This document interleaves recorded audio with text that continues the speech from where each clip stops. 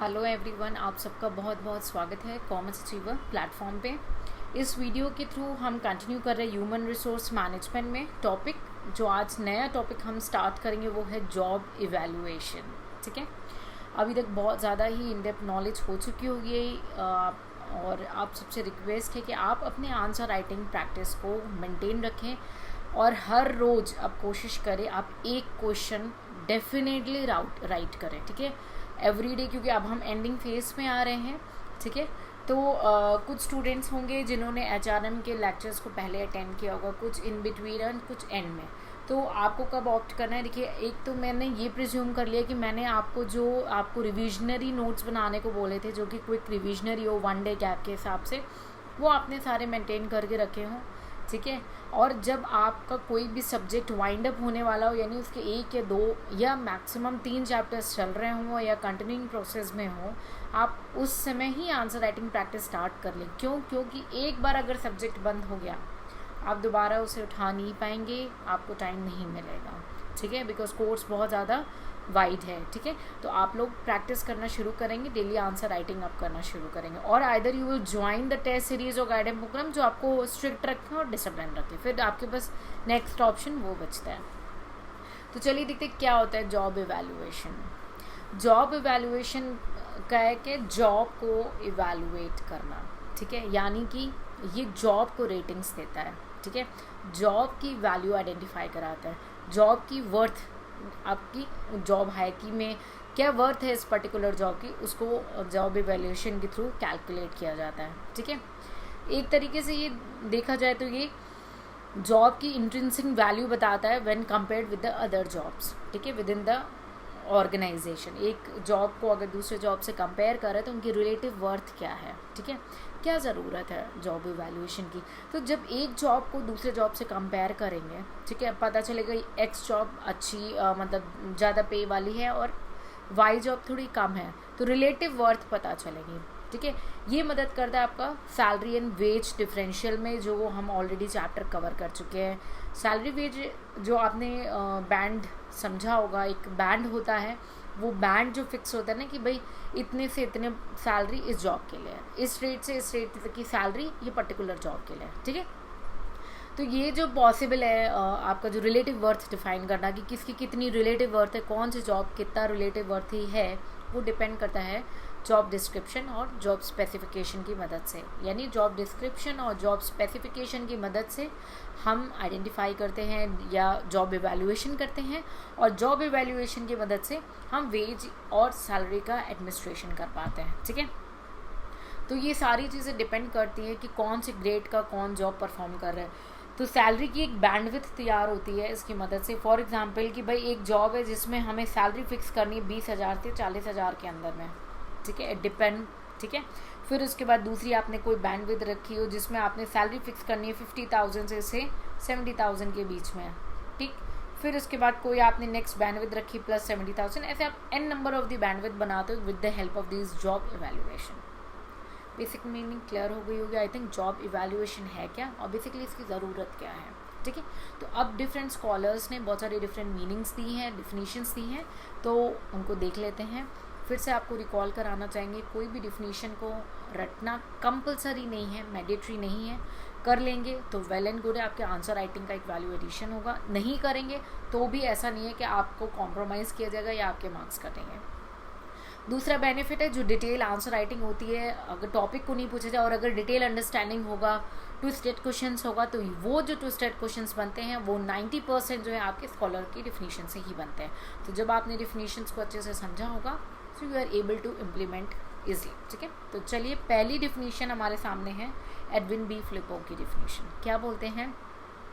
Job evaluation is a systematic and orderly process. एक तो process बोलते हैं यानी चलता रहेगा। ऑर्डरली मीन्स सीक्वेंस है इसका एक particular, of determining the worth of job, की एक पर्टिकुलर जॉब की वर्थ क्या है, उसकी वैल्यू क्या है in relation to the other job, यानी within organisation in relation to. तो एडविन बी फ्लिपो क्या बोलते हैं, पहले कुछ इंपॉर्टेंट बातें बताते हैं कि भाई ये सिस्टमैटिक होता है, दूसरा ऑर्डर में होना चाहिए, ये एक प्रोसेस है जो कि लगातार चलता रहेगा, और एक जॉब की वर्थ कंपेयर कर रहा है दूसरे जॉब से। It's according to the Edwin B Flippo. ठीक है,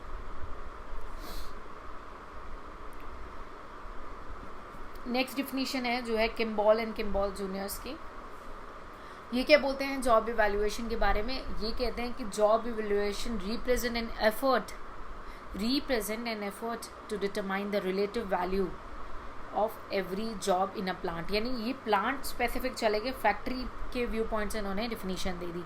and to determine what the fair basic wage for such a job should be. ठीक है, तो इन्होंने प्लांट के लिए बोला, बेसिक वेज के लिए बोला, और एक और कैच इसमें ये है कि ये बोलते कौन कैसा काम है, उसकी एफर्ट कितनी लग रही है उस बेसिस पे।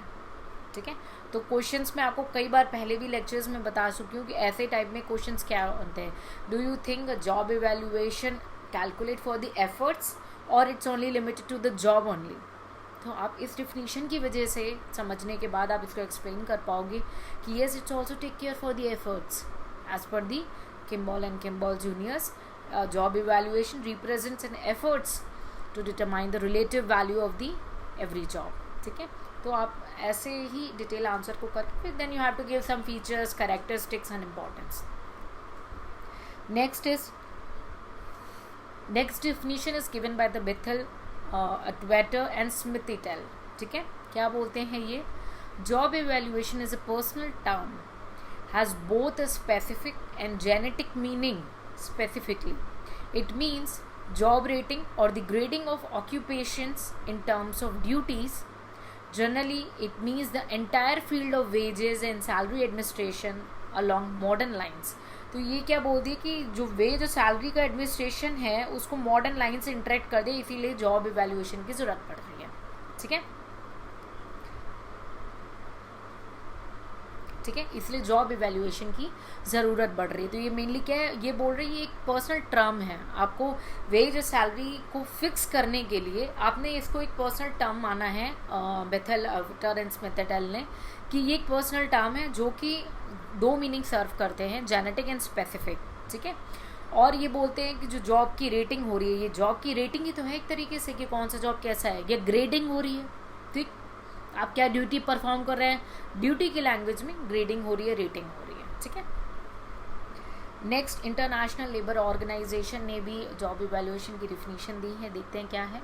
जॉब इवैल्यूएशन में be defined as an attempt to determine and compare the demand which the normal performance of a particular job make on normal workers without taking account of individual abilities और performance of the workers concern. यानी कि ये individual level पे focus कर रहा है। ठीक है, नेक्स्ट है डेल ऑर्डर। क्या है इनके अकॉर्डिंग जॉब इवैल्यूएशन की डिफिनीशन? जॉब इवैल्यूएशन एक प्रैक्टिस है which seeks to provide a degree of objectivity in measuring, यानी ये मेजरिंग का कैलकुलेटिव फॉर्म में बता रहे हैं the comparative value of job within an organization and among the similar organization. यानी ये दो कंपैरेटिव फॉर्म में बता रहे हैं कि ये विद इन भी कंपेयर होता है और अदर ऑर्गेनाइजेशन, सिमिलर ऑर्गेनाइजेशन में भी within the industry compare होता है। The last definition in this session is the Bureau of Labor Statistics. क्या job evaluation is a evaluation और rating of job to determine their position in the job hierarchy. देखिए जहाँ पे explanation, क्योंकि मैं इसको विद एग्जांपल एक्सप्लेन करूँगा, जहाँ रीडिंग से सफिशिएंट है because you are going on the end phase, वहाँ पे I will not go in the very depth, means that is a depth, the word itself a depth. ठीक है, तो क्या बोलते हैं जॉब इवैल्यूएशन इज इवैल्यूएशन और rating of job, rating of job to determine their position in the job hierarchy.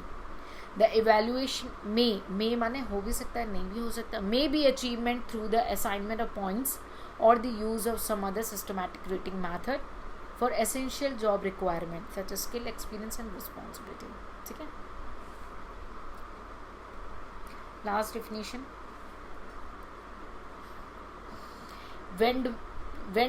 वेंडल French.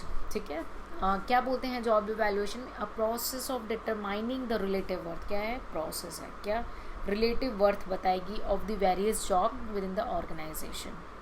ठीक है, so that differential wages may be paid to the job of different worth. The relative worth of a job means relative value produced, the variable which is assumed to be related to the value produced. ठीक है, depends on the factor कौन से हैं, responsibility, skill, किसके ऊपर कितनी responsibility है, किसके पास कितनी स्किल है, कौन कितना एफर्ट कर रहा है, क्या वर्किंग कंडीशंस है, इसके बेसिस पे व्हेन वी फ्रच। ठीक है, तो जॉब इवैल्यूएशन अगर आपने अभी तक सारी डिफिनीशन को समझा, तो अगर हम क्रक्स अप करें या सम अप करें इससे, तो ये एक प्रोसेस है जो कि लगातार होगा और एक जॉब की दूसरी जॉब से कंपेयर करके उसकी रिलेटिव वर्थ बताता है, यानी जॉब हायरार्की में हर जॉब की रिलेटिव वर्थ बताता है। ठीक है, और मतलब ये एक तरीके से रैंक देता है जॉब को, जॉब होल्डर की यहाँ पे बात नहीं हो रही है, ये जॉब को रैंक देने की बात कर रहे हैं। ठीक है, जॉब होल्डर की बात नहीं हो रही है।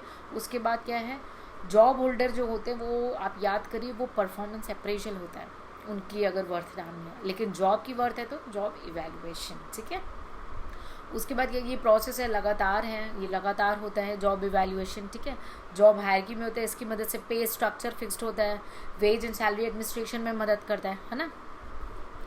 ठीक है, तो आई होप ये आपको बेसिकली क्लियर हो गया मेन जो कॉन्सेप्ट है।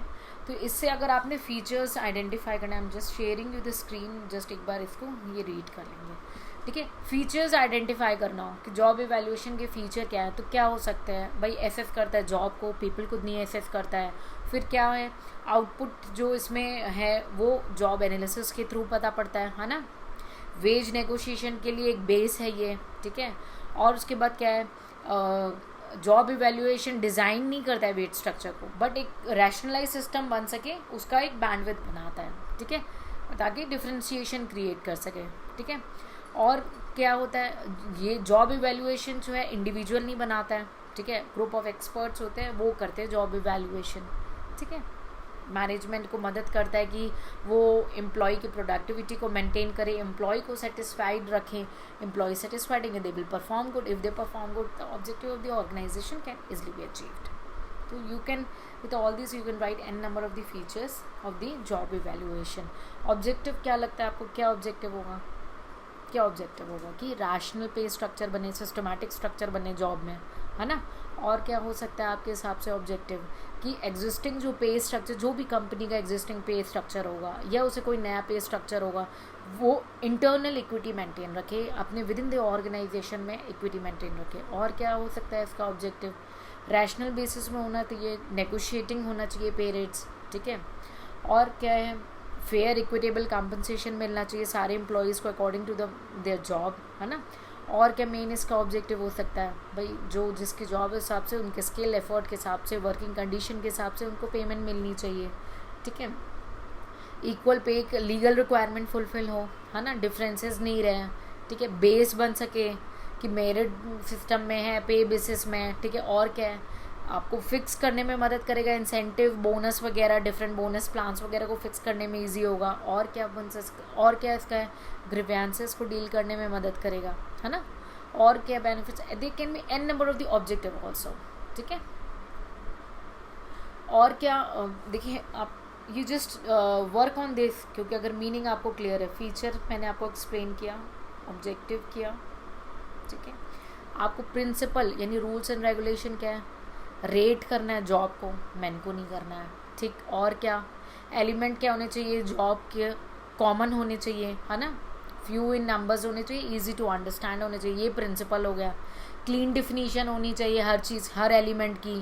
ठीक है, कि जॉब इवैल्यूएशन में क्या, किसकी मीनिंग क्या है। और क्या होना चाहिए, सिक्योर होना चाहिए। ठीक है, कोऑपरेशन लेना चाहिए, पार्टिसिपेशन लेना चाहिए प्रिंसिपल में, है ना। और क्या, और एम्प्लॉय का पार्टिसिपेशन लेना चाहिए।